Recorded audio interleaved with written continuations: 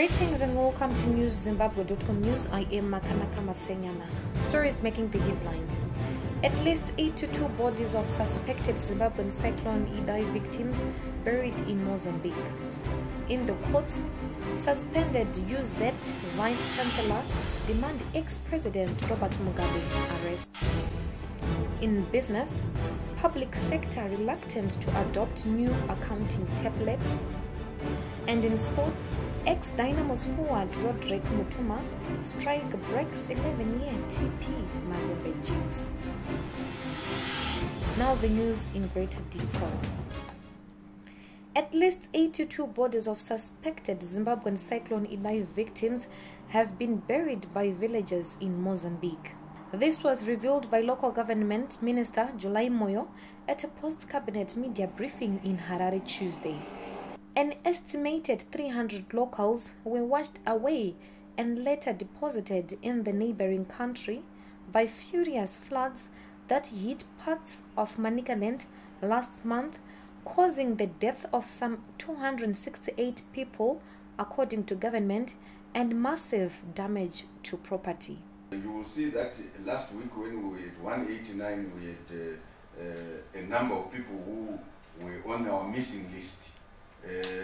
As soon as it was indicated to us, and it was indicated to us very vividly by our defense forces who at Vimba had crossed into Mozambique, and they were able to confirm with villagers in Mozambique that 7 people were definitely buried. They saw, they sent the pictures, and another 15 were also buried at another place, and yet another 60 were buried 40 kilometers away from the confluence of Aroni River and Rusitu, down Rusitu continuing into Dombe district of Mozambique. Those are the figures that we have added to come to 268, and by that figure we are also reducing the number that we say are missing. Minister Moyo said government was continuing with its search and rescue operations. ZANU-PF's Philemon Mutongi, a veteran of the country's liberation struggle, has confessed to once beating up former MDC leader Morgan Tsvangirai in a targeted politically motivated violence incident against the late charismatic opposition leader. Mutongi, a decorated soldier who also took part in the Mozambique and DRC wars after independence before retirement in 1996, was speaking on New Zim TV's agenda on Monday. MDC yakafoma ndichiona ndikatomborova Morgan Tsvangirai vakandishaiwa muno muHarare vakazonzwa ndatokumarondera kumachisa.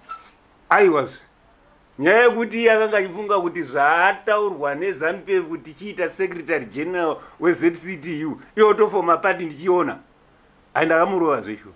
Tsvangirai, a once firebrand opposition leader, was a constant target of state persecution and ZANU-PF vilification. Thousands of refugees living at Tongogara refugee camp in Manicaland are in danger of contracting diseases after their water and sanitation infrastructure was damaged during violent storms brought by last month's Cyclone Idai. Speaking to NewZimbabwe.com weekend, United Nations High Commissioner for Refugees Country Representative Robert Tibagwa said the situation at the camp was desperate for urgent solutions as the camp occupants were in dire need of clean drinking water. Boreholes were flooded, so that has resulted in a shortage of clean drinking water. Latrines were sunk or were flooded. That has resulted in serious contamination of some of the water systems. The camp, situated outside Chipinge, houses more than 20,000 refugees, mainly from African countries like Mozambique, DRC, Somalia, Rwanda, Burundi, and Sudan, among others. The MDC says it is investigating reports of violence, voter intimidation, and vote buying that have marred its elective congresses at district level across the country ahead of the National Congress next month.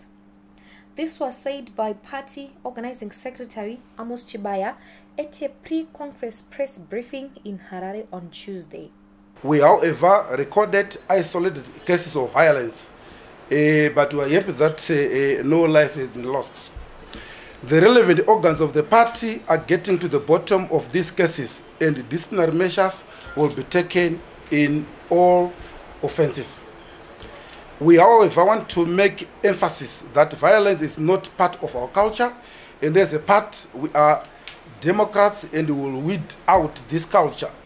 Elections in Kwazana, Warren Park, Chitungwiza, and wards in some parts of Masvingo were among some of the main opposition's elective processes that were marred by skirmishes. Suspended University of Zimbabwe Vice-Chancellor Levi Nyagura has challenged his prosecution, arguing that the state should instead jail President Emmerson Mnangagwa or his predecessor, former President Robert Mugabe. Nyagura is on trial for allegedly abusing his powers as a public officer through granting former First Lady Grace a doctorate degree she allegedly did not study for back in 2014.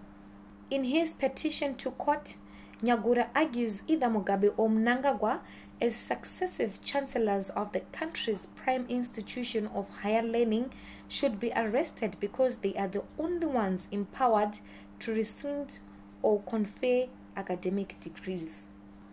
The controversial varsity CEO is challenging his prosecution for the alleged offense. The state is yet to respond to his application. Still in the courts, former Energy Minister Dzikame Mavere has been issued with an arrest warrant after he failed to turn up in court, where he is state witness in a case involving local businessman Wicknell Chivayo. Mavere was expected to testify against Stanley Nyasha Kajanje, the Zimbabwe Power Company board chair, who is accused of pocketing a bribe from Chivayo, who had been offered a tender by the power utility. Brian Vito, a state prosecutor with the president's special anti-corruption unit, told court that Mavere wrote to the state declining prosecution. In business, government departments are reluctant to adopt new accounting principles prescribed by the International Public Sector Accounting Standards.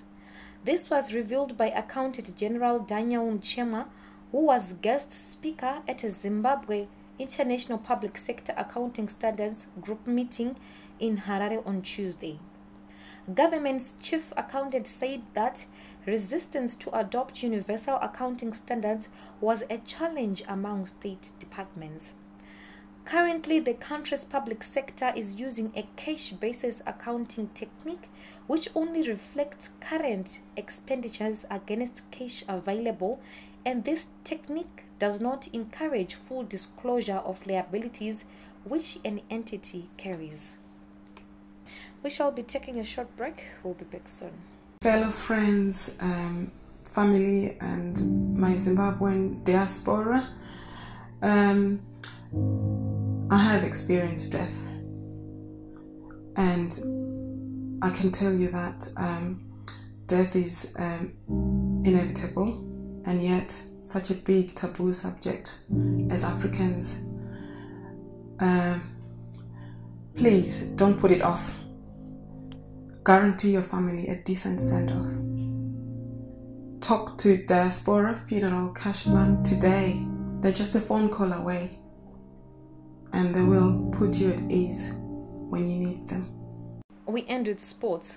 Former Dynamos and Highlanders forward Roderick Mutuma is enjoying a new lease of life in DRC, where he is now turning out for new club FC Lupopo.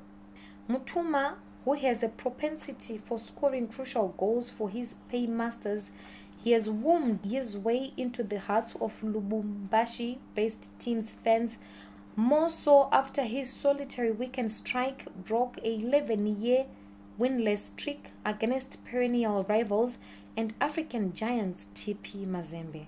His goal was captured on video.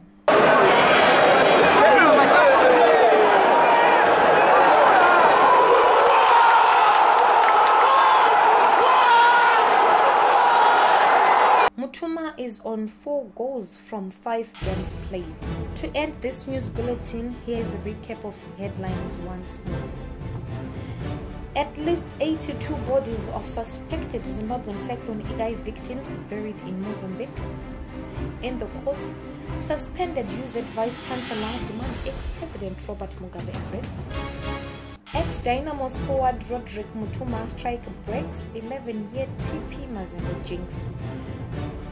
Reporting for NewZimbabwe.com, I am Nakanaka Masinyama. For these and more stories, do visit our website www.newzimbabwe.com and our YouTube channel News and TV.